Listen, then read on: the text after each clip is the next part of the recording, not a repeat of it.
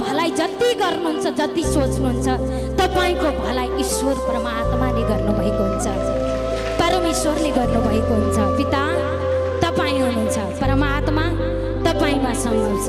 जब यो मन गर्छौँ, जब यो विश्वास गर्छौँ, जब यस्ता शब्दहरू निकाल्छौँ, तत्पश्चात परमात्माले शब्दको साथमा महिमा खोद गरेर देखाइसक्नु भएको छ।